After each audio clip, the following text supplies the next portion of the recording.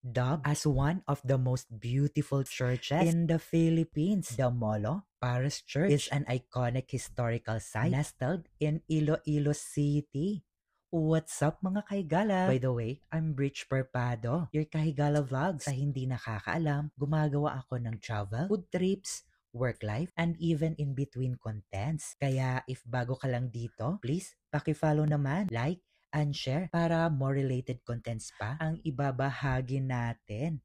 Uy, alam nyo ba? Sikat na sikat sa pagiging nag-iisang Gothic Renaissance Church sa buong bansa sa labas ng Maynila, ang Molo Church. Ang church na ito ay umaakit ng mga turista na sabik na tuklasin ang isa sa makasaysayang at heritage site sa Western Visayas. Kilala rin bilang St. Anne Parish Church, sikat ito sa pagiging the feminist church at ang nag-iisa sa bansa na may 16 na statwa ng mga babaeng santo na nakahilera sa dalawang hanay na nakadapo sa loob ng simbahan. At alam nyo ba, ang Molo Church ay binisita ni Dr. Jose Rizal noong 1866 dahil sa ilang biblical painting na hindi na makikita sa simbahan. Sa kabila ng paglipas ng panahon, pinatunayan ng Molo Church ang matibay nitong istruktura. Noong ikalawang digmaang pandigma nang ito ay nagsilbing evacuation center. Nakayanan din ng simbahan na ito ang ilang malakas na lindol at bagyo noong nakaraan.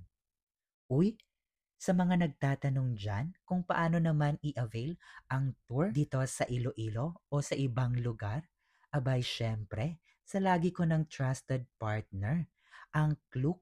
At huwag ninyong kalimutan gamitin ang aking Klook discount code, KAHIGALAKLOOK, para may 5% off discount ka na. At alam mo talagang legit pa, hindi ka pa maaabala dahil ang iba dyan, ang haba ng pila. Pero wait mga kahigala, marami din namang nag-o-offer ng tour at marami yan sa social media. Pero para sa akin, be smart at wise. And always check ninyo ang mga reviews para iwas maaberya. Alam nyo na yan, ayaw natin ang ganyan, lalong-lalo na sa galaan. Kaya kay Klook lang talaga ako nagtitiwala. Uy, hanggang sa susunod, ingats and God bless.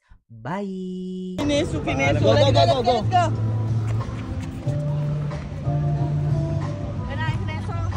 Tinignan mo na bago. Ready?